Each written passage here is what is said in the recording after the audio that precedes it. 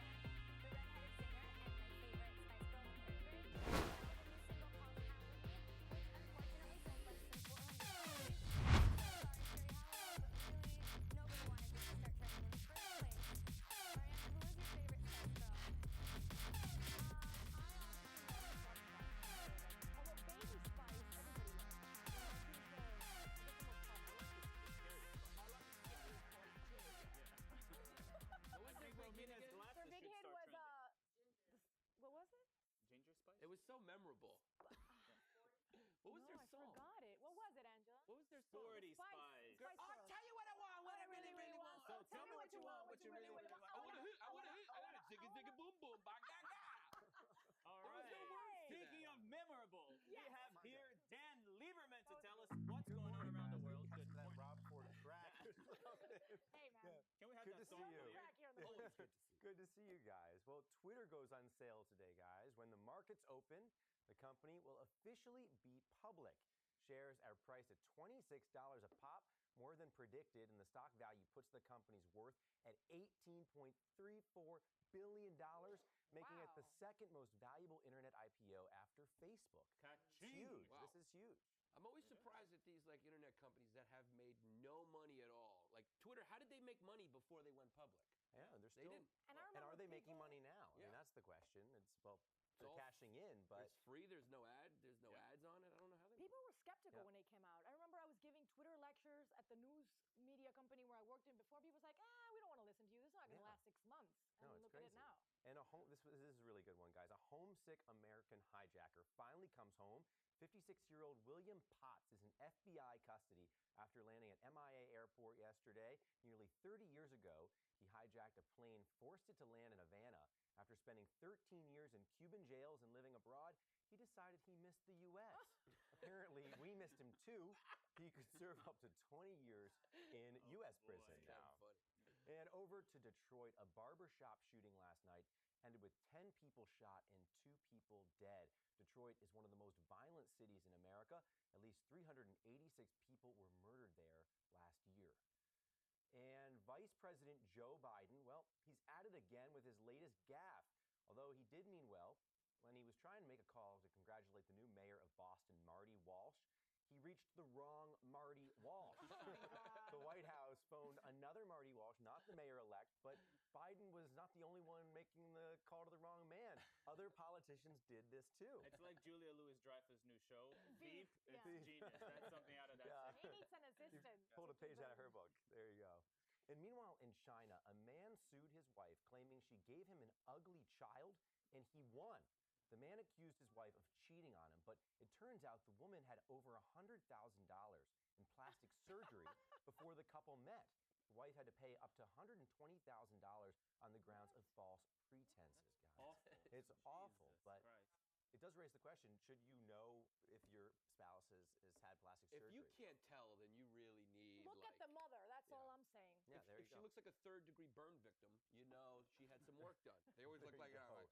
It is awful, though. Yeah. And check out this awesome picture. This is how I think we sometimes feel on Thursdays. But this is right there, a 3-month-old Sumatran tiger cub was a little cranky after being dunked in the water during a swim reliability test at the National Zoo in Washington, D.C. 3 He months doesn't old? look too happy there. Wow. He looks Yeah. fierce for I a 3 know. months old Yeah, baby tiger. nasty little tiger. Yeah. Thank you so much. Well, Lieberman, we love you. Love you guys. Dan Okay. You got it. All this week on the morning show, guys, we're focusing on the future of different topics that are important to you. Today, we're talking about the future of immigration, a huge issue in our country right now. That's right. As Washington once again prepares to take on immigration reform, there's a sense of optimism in the Latino community that something will finally get done. A lot of that optimism is due to the so-called dreamers. And the Dreamers, they're the young people who have campaigned and organized around the DREAM Act, which would create a pathway for citizenship for millions who were brought to the U.S. as small children. That's right. Now, keep in mind that these dreamers have risked it all by coming out of the shadows to take a stand. We wanted to focus on how those risks have affected not their lives only, but their families' lives as well. Yeah, we sat in on an open and frank conversation this week between a young dreamer and his mother. Milton moved to New York City from Ecuador when he was 15. After graduation, he tried to find a job, but couldn't find one he wanted because he didn't have his papers. So he came out. He came out of the shadows and became active in the fight for immigration reform. But that's putting a huge strain on his family. Let's see it. I share my status because I think that I was very lonely when I was young, when I was a teenager, when I was in school. I didn't have anybody to talk to about this. You were telling me not to trust anybody, not to say that to anybody, and I realized that it was wrong. That when I saw other people do it, when I saw other people basically saying, is you have to sort of take a stand and stop hiding from that reality. So I didn't want other young people to basically go through the same things that I went through, same frustrations. There was a lot of pain. There was a lot of anger. So I decided that the way to deal with that was, a first step was to start basically saying it and see what happens from there. I've always had the idea that as long as one is invisible, it's much better, because in reality, one dedicates themselves to follow the rules and to respect the law from the day that you arrive in this country. And so things go smoothly, they go well. Wow, and you can really see there the generational difference, there's sort of different approach. The opinions clashing, and I have insane respect for this group of people and for Milton as well. I mean, if it wasn't for people like him, like we would be so far behind. I mean, I feel like with gay rights, that's what happened when people went there and to Stonewall and fought for their rights. With African American for generations, with women in Russia, and it keeps going on and on. I mean, these are people that change things, influencers. We have another part of the conversation. Let's take a look. Since I started saying, okay, let's be open about it, I've done a lot more for my personal life. I've been doing what I want to do. I was always afraid that what if I try this out and it's too risky because I'm gonna be, people are gonna look at me, it's gonna draw attention. Everything that I wanted to do was I can't because I don't have papers.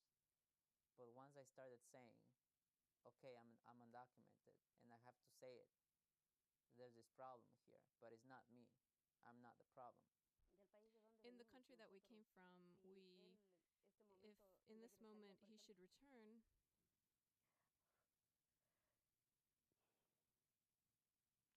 it's something new, unknown.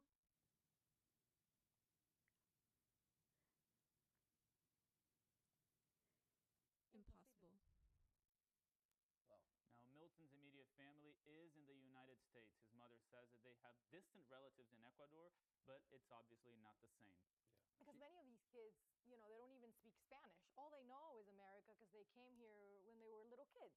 So they don't even have another place to call home. So if they get deported, which is what they're risking, where would they go, I mean, we're talking about people that have everything to lose. Exactly. You have to be really, really brave to basically put a target in your chest and come out and say, this is who I am, and if you want, you can just kick me out of here. I understand her situation. I mean, to see your child put himself in that position, it must be really hard. Yeah, it was motherly concern on top of the generational differences there, which I think is really complicated because I guess she came here, every immigrant comes here for their kid to have a better life and to go farther, and that's what he's trying to do. But I think she's scared, for him to have to go back. So it's a complicated relationship. And that's the thing, the role of the parents, people sometimes in the debate here, they label it as irresponsible to bring kids here that are then going to be in a status of limbo. But what these dreamers are doing is that they've created a space where they can celebrate their parents' sacrifice for bringing them here and for wanting to give them a better life. And this really shows the difference, like you said, between the generations, how it wasn't imaginable for her. Like he's speaking a different language. She doesn't understand where he's coming from. How could you want to do this? And he has a completely different view. From a distance, it looks like the natural evolution, from that generation. It's the next logical step. It's an awakening in this country for sure. Coming up on the morning show on Thursday,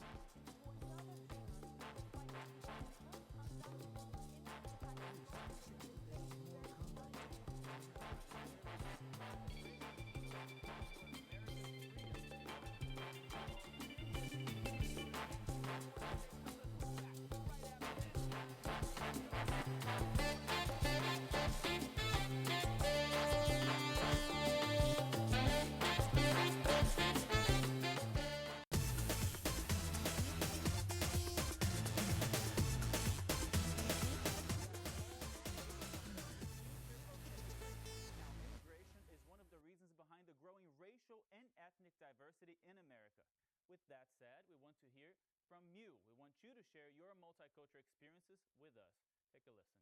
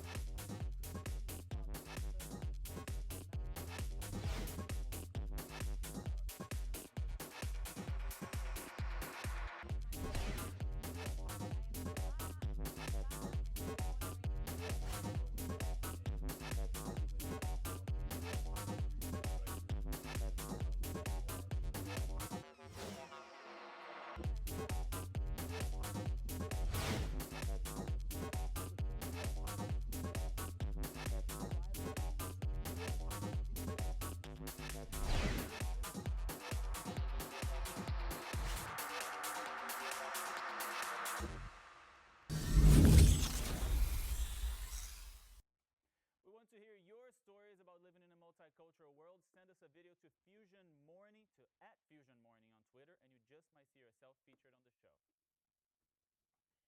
Now, 4 years ago, Sergio Garcia passed the California bar exam and was granted a law license to practice law.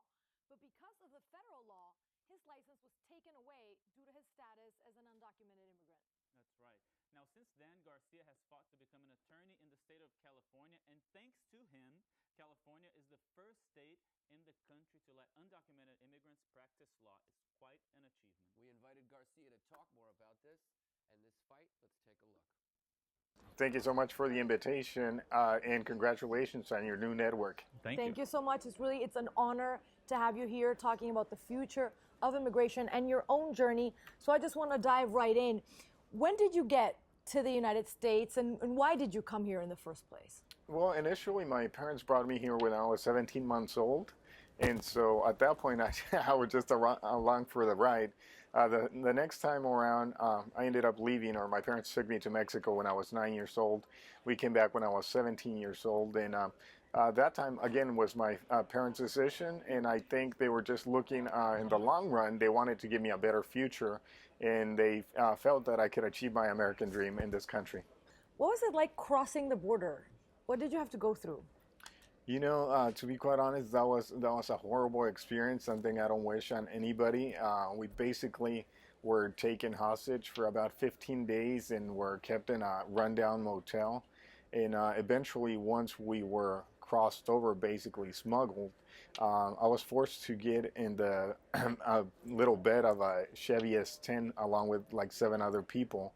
And we were stuck there for over 3.5 hours in the hot months of July. So it was a horrible experience. Several of the people in the vehicle passed out, and most of us didn't think we were going to make it.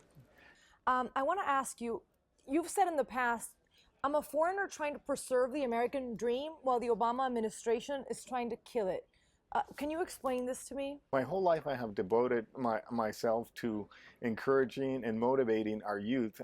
You know, I always gave speech in high school and colleges, and now, you know, I do it to law schools and even corporations, trying to encourage, but mainly focusing on our youth, trying to encourage everybody to achieve their American dream, while the U.S. Department of Justice wastes time, money, and taxpayer money on trying to kill my American dream, which is becoming an attorney. And I just think it's a huge contradiction as to what President Obama says every time he has that he speaks publicly as to how much he supports dreamers and people who are trying to be entrepreneurs and help this country. But in the reality of it, that rhetoric does not match the reality of his actions. Now, a few decades ago, this fight wouldn't be imaginable. I would guess your parents are extremely proud of you. How is that synergy? What do they say?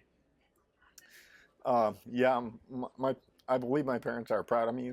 They're not. I'm kind of emotional about that, but they're not big fans of attorneys in general. But they put up with me, and I believe they're very proud of me. But they worry about my safety as well. As you know, I travel all across the country to continue promoting the message, this idea that the American dream is alive and well, and that we can still achieve it. It's still attainable if we work hard enough. Thank you, Sergio. You are an inspiration to us, and thank you for being on our show. We wish you the best of luck. Thank you so much. I appreciate it. Have a wonderful day. You Bye-bye. too. Now, if you guys want to help Sergio out, we urge you to go to his website, isupportsergio.com. His goal is to raise $25,000 to achieve his American dream, and he has only gotten $76, guys. So we urge you to tweet about it, tell your friends. Spread the word, tweet. It's a great cause. Would you guys say he's sort of like the face for this issue right now? I mean, he's one of 3 cases of people that have a license that says you meet all the requirements, but then, the fact that you're undocumented takes that right away. But his case is a game changer. Like, all eyes are on him right now. And it's up to the Supreme Court now, so we'll keep you guys updated on what happens to Sergio, of course. Send money to his website. Go, it's easy. Click, click, click, boom. You've done it for other people like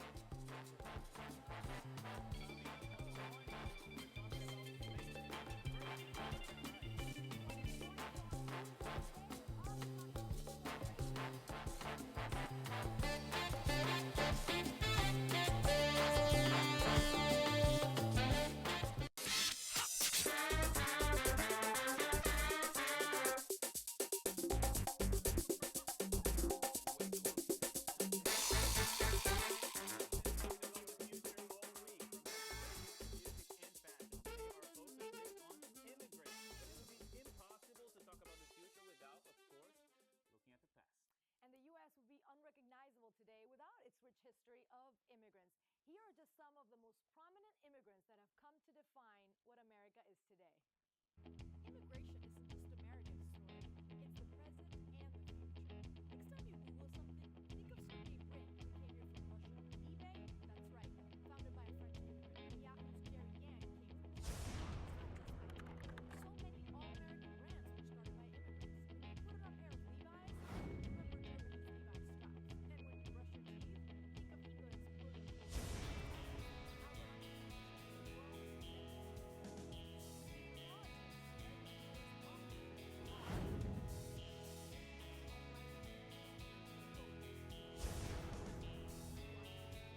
Do we know each other? Why do you think we're going to?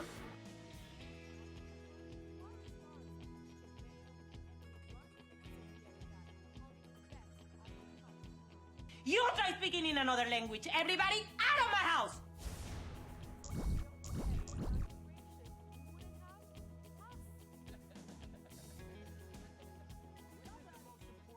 How humble of us. You love that I put the flag there and everything. But we're all first generation. I mean, yeah, I hope to raise the first Atencio immigrants here. Yeah. So Oh, is that a hint? I was looking at Another- Giannis when Yeah, I that said was a little weird. no, but tell me about your family, Giannis. My mother was born in Crete, Greece. She came here when she was 14 years old after World War II. And my dad's father came here, I guess, when this country decided they needed diners or something. And they called Greece, like, we need some 24-hour restaurants with eggs and burgers. And my grandfather came here and, of course, had a Greek diner like all Greeks do. But my mother was born in Greece. and So your mom, he was just telling me in the break, his mom is an immigration she attorney. was an Do immigration you know how to lawyer. cook? She's I retired. love Greek food. Oh, Greek food is the best. But It is. apparently you don't know how No, to cook I because he don't know how didn't to cook. respond. I don't know how to cook shiz. Shiz. I know a lot of lawyers are watching. And Pedro, do you Shiz. want to raise a family here as well? Yes, of course. And, you know, I love America. I come from Brazil. I love my country, but I made my life here. You know, it's a good place to live. Yeah. Yes. Okay. Now, since We're today, such a multicultural experience. I love you guys. Okay, since today's show is all about the future of immigration, we might as well discuss the far, far distant future of immigration in space. That's right. Even though this may sound like something out of a sci-fi movie, believe it or not, NASA is currently developing this new technology that could potentially allow us to travel the galaxy. I mean, talk about changing the face of immigration. Who else are we leading into? Ah. Huh? Elise Rodenbach with more of her installments of A Cluttered Mind. Check it out.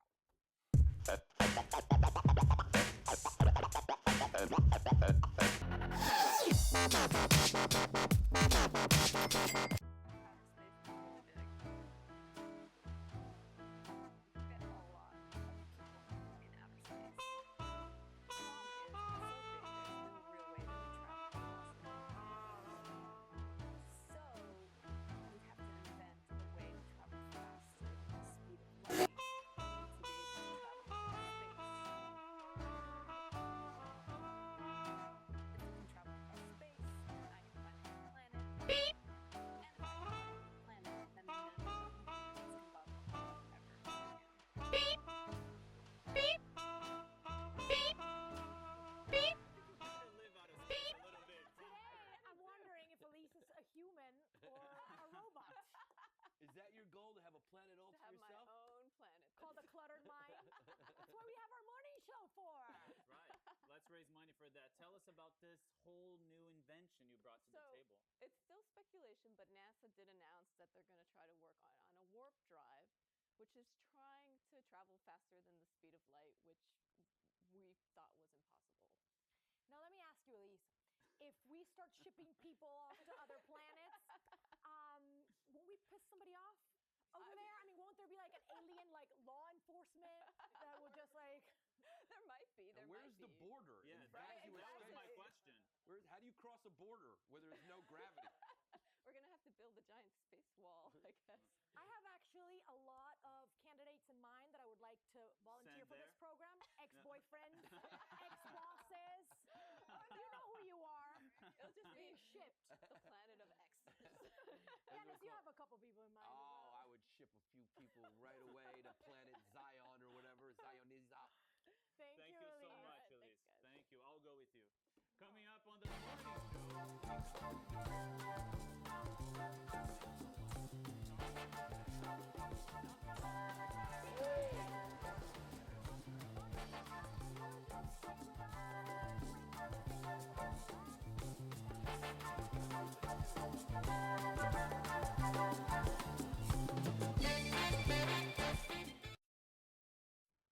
Welcome back. Time for Digi Squad, our daily segment featuring our favorite stories from Toronto Mayor Ross Taylor made headlines this week after admitting to smoking crack cocaine. You heard that right.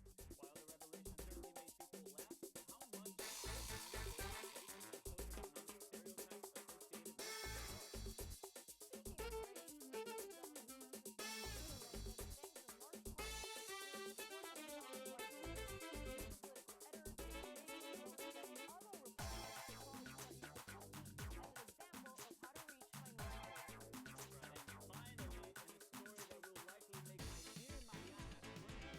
Venezuelan President Nicolas Maduro announced that his country will be celebrating El Nino quote, day of love and loyalty. Read this and other great stories right now on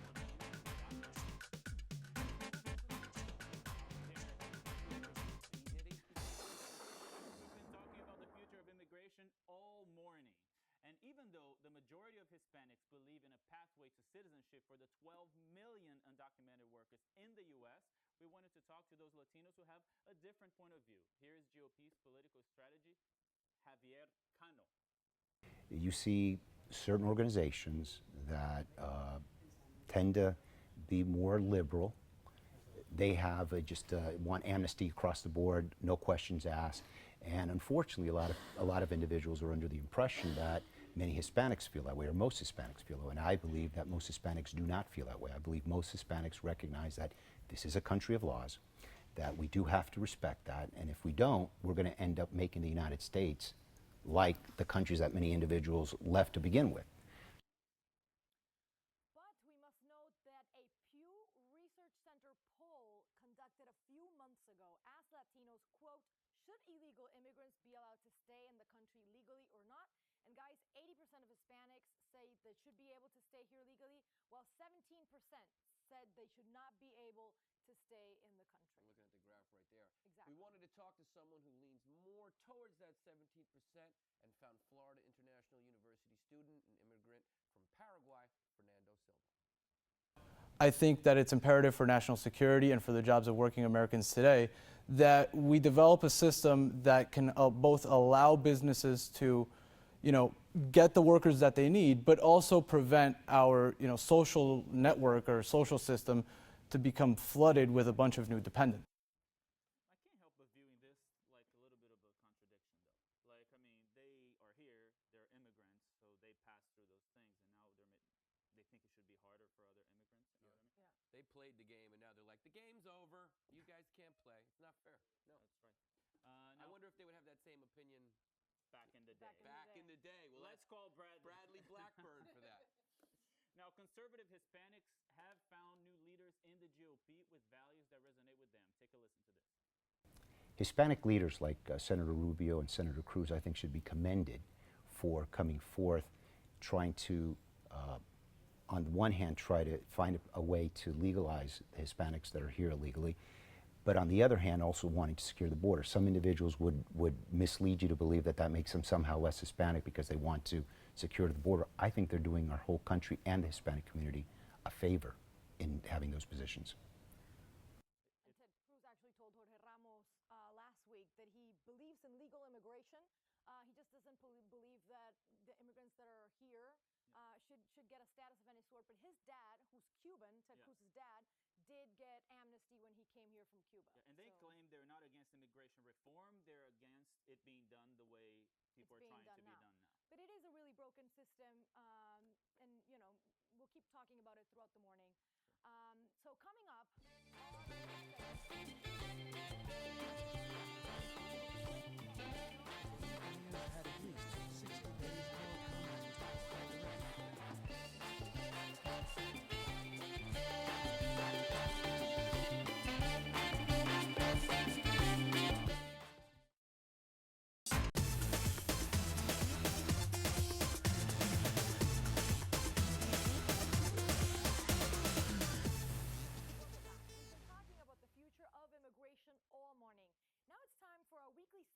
call Your History. It's where we bring you some great but little known stories about your culture and where you come from.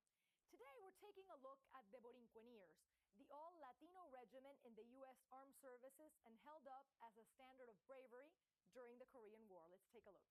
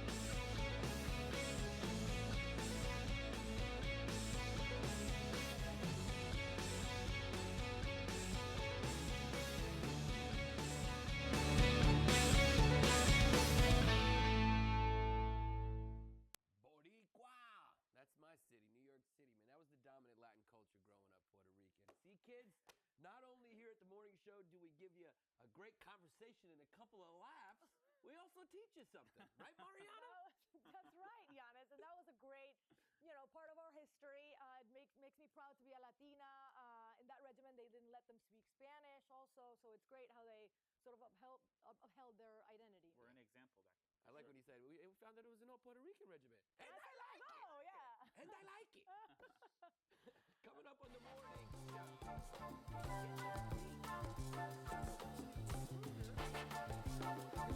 I don't know what this means.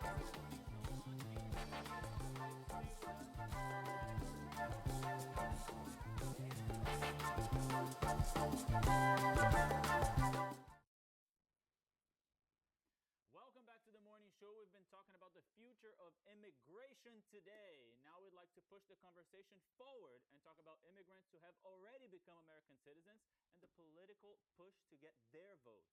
That's right. In the aftermath of the 2012 beating by the Democrats, the big question for the Grand Old Party is whether they can become a brand new party, the Republicans, especially when it comes to attracting a new, diverse bloc of voters. Here is what Republican National Committee Chairman Reince Priebus had to say about his party's efforts to reach out to those Latino voters. Well, I think we've had great successes when it comes to Hispanic communities across America. You look at Marco Rubio, Susana Martinez, Brian Sandoval, I think the governor of Puerto Rico. But yes, those are the new leaders in the GOP, the new Latino leaders. They all spoke at the conventions, at the Republican National Conventions, and I went to cover the conventions for Univision. Back then, they were very optimistic. Exactly. But what happened later? After the elections, here's what Priebus had to say. And I'll be honest here. In the past few years, we've done a pretty lousy job of connecting in the Latino community. Now, Republicans in general have been forced to admit the fact that they do have a minority problem. Their traditional conservative message just doesn't seem to be connecting, guys. Take a look. We want you to learn English because we want you not to be a ditch digger because you can't communicate. We know you are smart enough to be president of this company and to be president of this country if you're born here. We don't want you to be a TV host or a lawyer like we saw before. No, a ditch digger. That's the only thing he could think of. All right. Unbelievable. We got a TV host here, okay? There's other people than ditch diggers. This is still my reaction to his comment. Yeah, crazy. All right, check this out, guys. This summer, the RNC itself rolled out a new program called Rising Stars to highlight young minority success stories in the party's ranks. That's right. Regardless of our opinion, though, one thing is clear: the demographics are working against conservatives. Here's Fusion political editor Jordan Fabian. Take a look. White voters comprise the smallest percentage of the electorate in history, and those demographic trends are only moving in the opposite direction, away from white voters toward minority voters. So what does the GOP outreach look like, guys?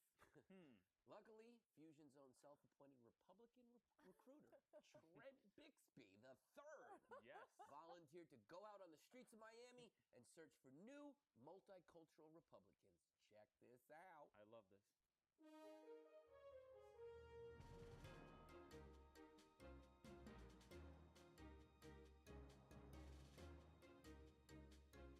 I'm Trent Bixby, Fusion reporter. I'm here at Lincoln Road, the iconic outdoor shopping mall and promenade, and I'm here on a mission today to recruit non-white Republican voters for the Rising Stars program. Come on, let's go get them. Now, do you agree that President Hussein Obama should self-deport back to Hawaii since he's not an American citizen? Yes. Would you agree to never ever vote again? I want to vote. I wouldn't say that. If your immigration status were illegal, would you be willing to self-deport, to deport yourself? Of course. Excellent. If I write you a check later, will you sign up for the Republican Rising Stars right now? I guess, yeah. High five. Now, would you be willing to turn in friends to the American government if you knew that they had illegal immigration status? Of course. Everything that's illegal is fun, right? All right. Do you consider you guys yourselves non-white? Do you believe in small government? Depends on how small you're talking about. I mean, like if the government were composed only of small people, you know, midgets, dwarves, things like that, don't you think that would be kind of awesome? That'd be pretty cool. You looks very like from a comedy, but it's so serious subject you choose. That I'm talking about? Yes. I'm on South Beach and I look around and I see a lot of potential non-white voters. You don't think he should be impeached? Impeached? I don't know what this means. If we see the world is black and white, then it's sad. Exactly. Get out of your bubble. The world is black and white. She's getting it. The world is black and white. I'm clearly black. What do you think about immigrants? Do you think they should be able to, you know, like actually get citizenship? Yo, I'm saying, if I sneak into a club, the motherfucker better leave me in there, yo.